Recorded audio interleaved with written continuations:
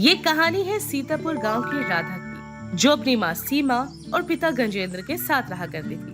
गजेंद्र एक सख्त मिजाज का आदमी था और अपनी बेटी और पत्नी पर हमेशा ही अत्याचार किया करता था। सीमा अपने पति के आगे कुछ भी नहीं कह पाती थी, साथ ही उसके हर अच्छे बुरे सलूक को वो अपना कर्तव्य समझकर निभाया करती। वहीं राधा किशन नाम के एक लड़के से प्यार करती थी।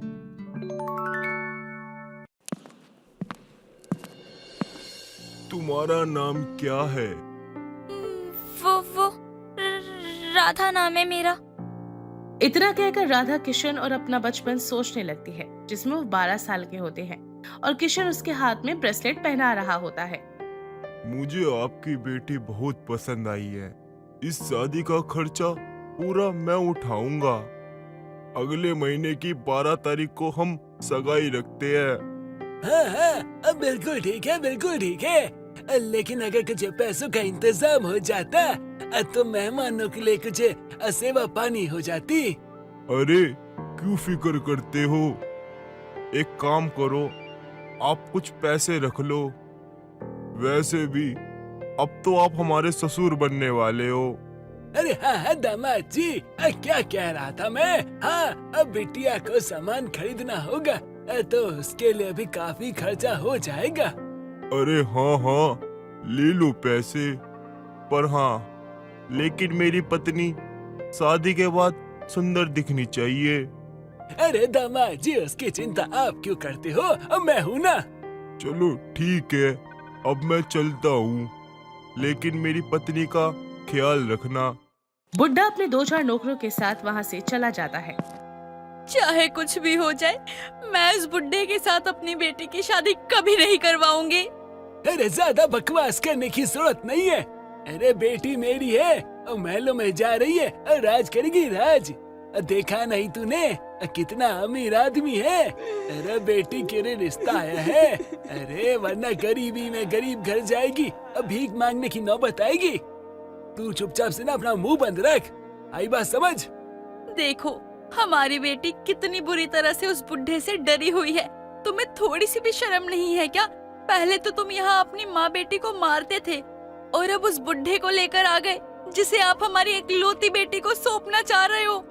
हाँ, तो तूने मुझे कौन सा 5 स्टार होटल खरीद के दे दिया है? कौन सा सुख दिया है तूने मुझे? बताइयो जरा। एक बेटा बोला था, वो तो पैदा नहीं किया गया। इस मनहूस को पैदा करके मेरे गले बांध दिया। और जब मैं दूसरे के गले बांध रहा हूँ तो ड्रामा करती है। मैं जानती हूँ, आप पैसे की लालच में ये सब कर रहे हो। आप एक दिन बहुत पछताएंगे, पाप लगेगा। चल जा यहाँ से। मेरे खाने पीने का समय हो गया। यहाँ वहाँ की बातें करके मेरे सर में दर्द मत कर। शादी तो वही होगी जहाँ मैंने सोची है, वरना तुम दोनों का ऐसा हाल करूँगा जो सपने में सोच नहीं पाओगी कुछ। आ गई बात समझ में? चलो भागो यहाँ से। अरे ये क्या हो रहा है मेरे साथ? मुझे एक की जगह दो दिख रहे हैं, लेकिन जो भी हो मजा आ रहा है। अरे दामाद जी के पैसों की शराब पीने का मजा ही कुछ और है। अरे भगवान, अगर तू मुझे देख रहा है, सुन रहा है तो सुन, तू अगर इसी तरह मुझे पैसा देता रहा तो 10-15 रुपए का तुझे प्रसाद चढ़ा दूंगा। दिल बड़ा है मेरा। गजेंद्र तो शराब में डूबा रहता और वहीं बेचारी राधा रोते हुए अपनी माँ से कहती है, माँ, मैं आपको कुछ बताना चाहती हूँ। क्या बात है मेरी बेटी? माँ, मैं किशन से बहुत प्यार करती हूँ। किशन ने शहर जाते वक्त मुझसे वादा लिया था कि मैं उसका इंतजार करूँ और जब वो डॉक्टर बनकर आएगा तो वो मुझसे शादी करेगा। माँ, किशन एक अच्छा लड़का है। मुझे वो किशन बचपन से ही बहुत पसंद था, लेकिन तूने मुझे ये बात पहले क्यों नहीं बताई कि तुम और किशन एक दूसरे से प्यार करते हो? तेरे पिता ने तो उस बुड्ढे से तेरी शादी करने का फैसला कर दिया। अब तक तो उन्होंने पूरे गांव को इस बारे में बता दिया होगा, लेकिन तो फिक्र मत कर मेरी बेटी, मैं कल सुबह ही तेरे पिता से इस बारे में बात करती हूँ।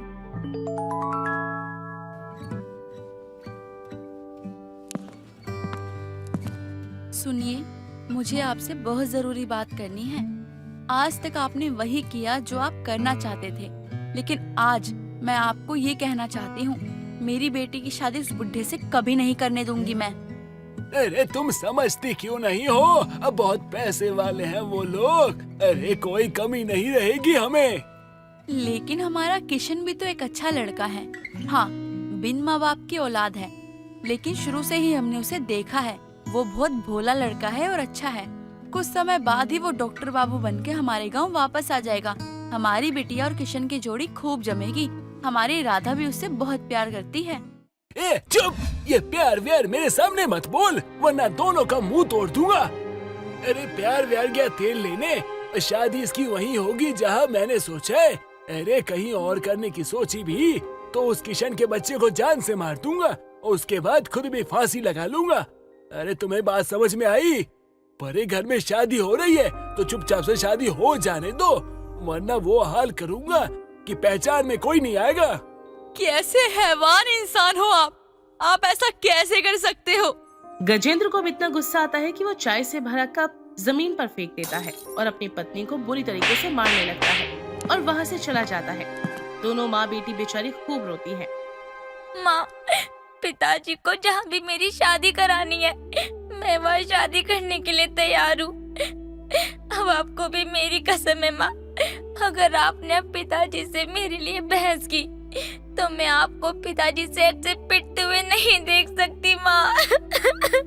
ऐसे ही सगाई का दिन आ जाता है और कार से कुछ लोग बुढ़े के साथ गजेंद्र के घर पहुंचते हैं। हे भगवान, ये तो किस बात की सजा दे रहा है मेरी बेटी को। माँ परेशान मत हो, मैं बहुत खुश हूँ और किशन को मेरी शादी वाली बात पता नहीं लगनी चाहिए। अरे भाग्यवान कहाँ हो? अब मुहूर्त निकला जा रहा है। अरे सगाई के लिए जल्दी करो, बिटिया का बिटिया को लेकर आओ। सीमा अपने दिल पर पत्थर रख के सबके सामने राधा को ले जाती है। राधा बुढ़े की बगल में बैठ जाती है। उसे देखकर बुढ़े की माँ शांत अपने बेटे से कहती है, अरे कालिया, तेरी होने वाली बहू तो बहुत सुंदर है रे, एकदम हीरा है हीरा। अरे माँ, आज के दिन कम से कम मुझे कालिया तो मत बोलो। तभी सभी हंसने लगते हैं, लेकिन राधा और सीमा के चेहरे पर सिर्फ उदासी ही होती है। ये ले बहू, ये सारे गहने ना तेरी मरी हुई सौतन के हैं और अब से ना ये गहने तेरे हुए। अरे वाह वाह, मेरी बेटी की किस्मत कितनी अच्छी है। अरे भाई साहब, अब आप ये समझिए ना कि आपकी बेटी हमारे घर की बहू बन चुकी है। अब कुछ ही दिनों में ना इन दोनों की शादी भी कर देंगे। ऐसे ही समय बीतता है और दोनों की शादी हो जाती है। देख, तू अपनी माँ के जैसे मत बनियो, ऐसी दुआ करूँगा मैं। राधा सबसे विदाई लेकर अपने घर पहुंचती है और सब कुछ ठीक चलता है। अचानक 2 दिन बाद बुढ़े की तबीयत खराब हो जाती है। अरे माँ, मुझे बहुत तेज सीने में दर्द हो रहा है। माँ, ऐसा लग रहा है कि मेरे सीने में पत्थर चुभ रहा है। हे भगवान, अभी तो 2 ही दिन हुए थे शादी को और अचानक से ये क्या हो गया मेरे बेटे को। अरे चंपा, डॉक्टर को जल्दी से फोन लगा और घर पे बुला। आई माँ, बहुत दर्द हो रहा है माँ। थोड़ी देर में डॉक्टर आता है और उसका हाथ पकड़कर जैसे ही चेक करता है तो बुढ़ा अपनी आखिरी सांस लेकर दम तोड़ देता है और ये सब देखकर रोने लगते हैं। अरे मेरा एक लौता ही बेटा था और ये डायन आते ही खा गई उसे। अरे सब कुछ इसके वजह से ही हुआ है।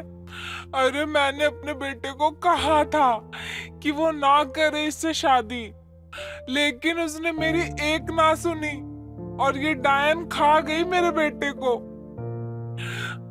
अब कुछ भी हो जाए, अब मैं इसको देख नहीं सकती हूँ। अब मैं इसको अपने घर में रहने ही नहीं दूंगी।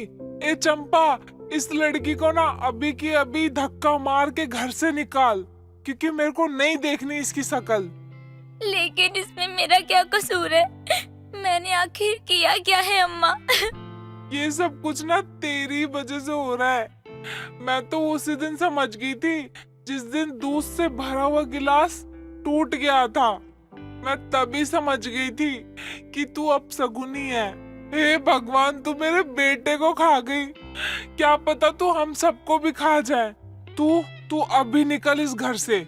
अम्मा, मुझे आज रात के लिए बस यहाँ रुक जाने दो। मैं कल सुबह होते ही अपने घर चली जाऊंगी। शांता अगले दिन सुबह राधा को सामान समेत घर से निकाल देती है और राधा सफेद साड़ी पहने अपने घर आती है। उसकी माँ और गजेंद्र उसे देखकर हैरान हो जाते हैं। वो रोते हुए उन्हें सारी बातें बताती है। अरे ये तो पनौती है, पनौती। अरे इसने दामाद जी को खा लिया। अब यहाँ क्या करने आई है? अपने बाप को भी खाएगी क्या तू? अरे क्या क्या सोचा था, शादी करा दूंगा तो वहाँ से हर महीने पैसे आएंगे, लेकिन नहीं, जाते ही पति को खा गई है। तभी उन लोगों ने इसे भगा दिया वहाँ से। अरे ऐशो आराम से रह नहीं सकती थी क्या? रहकर पैसे भेजती मुझे, नहीं, जाते ही पनौती लगाकर पति को खा गई। ये क्यों नहीं कहते कि उसके मरने से आपका दाना पानी उठ गया है? वो आपको रकम भिजवाता था, उसी रकम पे आप ऐश किया करते थे। मेरी बेटी तो बस सजा भुगत रही थी, वो भी बिना किसी गलती के। चुप, एकदम चुप। अगर इसके आगे एक शब्द कहा ना तो जुबान खींच लूंगा तेरी। अब हट सामने से। इतना कहकर गुस्से में गजेंद्र वहाँ से चला जाता है और बेचारी दोनों माँ बेटी खूब रोती हैं। और ऐसे ही कुछ महीनों बाद सब बैठकर खाना खा रहे होते हैं कि तभी सीमा कहती है, सुनिए, मैं अपनी बेटी की फिर से शादी करवाऊंगी, लेकिन इस बार मैं अपनी पसंद के लड़के से उसकी शादी करवाऊंगी। क्या बोले जा रही है? शादी फादी है? दिमाग ने काम करना बंद कर दिया या बुढ़ापे में पगला गई है? अच्छा, आप तो बिना मीट मछली के खाना नहीं खाते हो और मेरी बेटी बेचारी ये सूखी रोटी और प्याज खा रही है, ना कोई रंग है। जरा देखो मेरी बेटी की क्या हालत हो गई है। ज्यादा मत बोल, मुंह बंद रख अपना। इसकी शादी होगी, लेकिन वहाँ होगी जहाँ मैं चाहूँगा।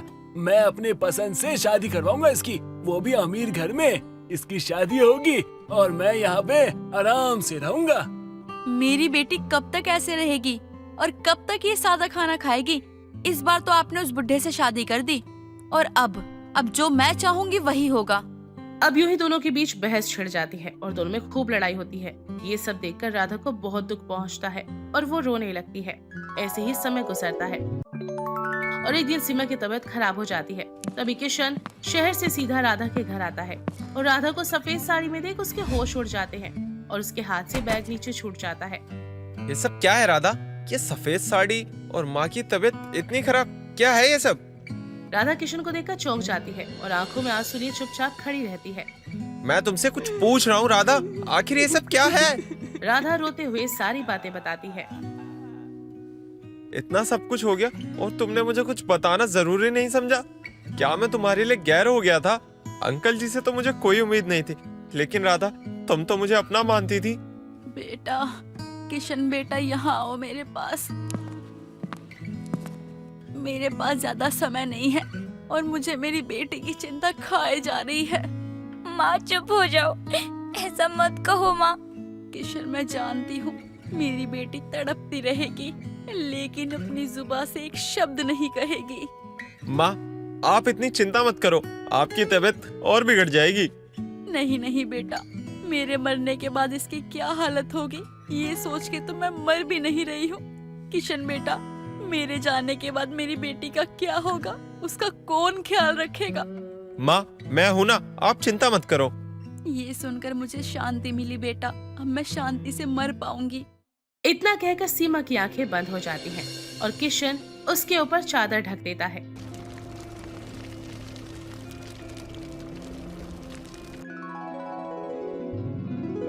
राधा अपनी माँ के मरने पर बहुत रोती है। वहीं गजेंद्र को इस बात का कोई गम नहीं होता। वो नशे में धुत एक कोने में पड़ा रहता है। छी, थू। अरे क्या बनाया तूने? अरे ये पूरी है या पापड़ है? अरे तेरी माँ इतनी अच्छी पूरी बनाती थी, वो भी तुझे नहीं आता? करम चली। और ये हलवे में घी क्यों नहीं डाला? घी क्या खा जाती है अकेले अकेले कि पी जाती है? इसमें घी क्यों नहीं है? पी गई क्या? वो पिताजी, घर का राशन खत्म हो गया है, घर में कुछ भी नहीं है अब। अरे करम जली नास पीटी, तेरा दिमाग रहता कहाँ है ये बता मुझे। माँ को भी खा गई, पति को पहले खा गई, अब बाप को खाएगी तू? हाँ, घर में राशन खत्म हो गया है तो ये कौन देखेगा? मैं देखूंगा या तू देखेगी? एक काम ढंग से नहीं होता इनसे, पनौती कहेगी। भगवान जाने ये पनौती मेरी जिंदगी में क्यों आ गई। अब आ गई है तो झेलना पड़ रहा है मुझे। अरे तू अपनी माँ की तरह जाके मर क्यों नहीं जाती? अब मेरा मुंह क्या देख रही है? जाके पान बना के ला। मूड खराब कर दिया। थोड़ी देर बाद राधा प्लेट में पान रख के लेकर आती है। पिताजी ये लीजिए पान। फू फू फू फू। अरे कर्म चली, तुझे पान बनाना नहीं आता? अरे जिंदगी भर तुझे कुछ नहीं आया, ससुराल से भी बाहर निकाल के फेंक दिया तुझे, एक काम की नहीं है तू। राधा रोते हुए वहाँ से चली जाती है।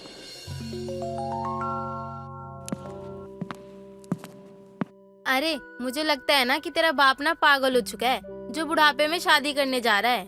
क्या? ये आप क्या कह रही हो? अरे ये बात तुझे नहीं पता, लेकिन ये बात ना पूरे गांव में फैल चुकी है अब। मेरा दिल तुझको चाहे चाहे चाहे चाहे चाहे, बोलो ना ना ना ना, बोलो तारा रा रा, बोलो ना ना ना ना, बोलो तारा रा रा। पिताजी, मैं ये सब क्या सुन रही हूँ? आप दूसरी शादी करने जा रहे हो?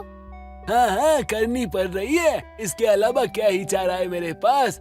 तुझे खाना पीना तो सही से बनाना आता नहीं है। अरे कम से कम कोई आएगी तो खाना पीना तो सही से मिलेगा। पिताजी, अभी माँ को मरे हुए 1 महीना भी नहीं हुआ और आप ये सब करने लगे। माँ को इतनी जल्दी भूल गए। बहुत निर्दयी हो आप पिताजी। हाँ बात तो सही है, अब बहुत निर्दयी इंसान हूँ मैं। और वैसे भी इस उम्र में लड़की ढूंढना कितना मुश्किल होता है, जानती भी है तू। और वैसे भी ढूंढ के लाया हूँ मैं। और वैसे भी तेरे लिए भी तो आएगी माँ, नई माँ ला के दे रहा हूँ, तुझे तो खुश होना चाहिए। बस पिताजी बस, मैं सब समझ गई हूँ। आप ये सब मेरे लिए नहीं बल्कि अपने लिए कर रहे हो। जरूर कोई मालदार बुढ़िया मिल गई होगी जिससे आप शादी करने जा रहे हो। अरे खबरदार, उसे बुढ़िया कहा तो उसके खिलाफ एक शब्द नहीं सुनूंगा मैं। लेकिन हाँ, शाम तक ना घर को सजा दियो, और घर ना सुंदर लगना चाहिए। शाम को तेरी नई माँ आएगी ना, तो उसका गृह प्रवेश जो भी होता है वो करवा लियो। चल अब जाए से। बेचारी राधा रोते हुए वहाँ से चली जाती है और उसके पिता तैयार होकर कार से निकल जाते हैं। तभी राधा एक लेटर लिखती है और ऐसे ही शाम हो जाती है। गजेंद्र पत्नी के साथ पहुँचता है और राधा को आवाज लगाने लगता है। अरे राधा, ओ राधा, अरे मर गई क्या करम चली? लगता है मर गई है कहीं जाकर। राधा, ओ राधा, पता नहीं कहाँ है। डार्लिंग तुम यहाँ रुको, तुम थक गई होगी ना, अब मैं देखता हूँ। या फिर एक काम करते हैं, गृह प्रवेश कल करेंगे। आज चलो ऐसे ही घर में। दोनों घर में आकर राधा के कमरे में जाते हैं, जहाँ कोई नहीं होता बल्कि खिड़की खुली होती है और तेज हवा का झोंका आता है और टेबल पर रखा पेपर गजेंद्र के पैर के पास आकर गिर जाता है। पिताजी, अब मैं और आपका अत्याचार नहीं सह सकती। अब तो माँ भी नहीं रही और अब मैं किशन के साथ गांव छोड़कर शहर जा रही हूँ। अब आप अपनी नई बीवी के साथ अकेले खुश रहना। हे भगवान, अरे कहाँ चली गई है? अरे इसने तो मेरा मुंह काला करवा दिया, समाज में कहीं मुंह दिखाने लायक नहीं छोड़ा। अरे सुनती हो भाग्यवान, जरा एक गिलास पानी पिलाना। आपकी नौकर लगती हूँ क्या? खुद रसोई में जाकर पानी पियो और मुझे भी पानी लाकर पिलाओ। मैं घर का एक काम नहीं करने वाली। चलो अब जाओ यहाँ से। अरे ये क्या हो रहा है मेरे साथ? बेटी भाग गई और नई पत्नी ने आते ही अपने तेवर दिखाने शुरू कर दिए। हे भगवान, मेरी जिंदगी में मेरा क्या ही होगा? ज्यादा बुलवाऊं तुमसे? चुपचाप से जाओ, वरना ऐसा डंडा लगेगा कि होश ठिकाने लग जाएंगे। राधा किशन के साथ शहर में जाकर खुशी खुशी रहने लगी थी। वहीं गजेंद्र की पत्नी उससे घर के सारे काम करवाती और उसका बुरा हाल करती। उसके बाद वो राधा और सीमा को याद करते हुए खूब रोता। आखिरकार जैसी करनी होती है वैसी ही भरनी होती है, ये कहावत तो आपने सुनी ही होगी। ऐसे ही आखिर में गजेंद्र के साथ होता है।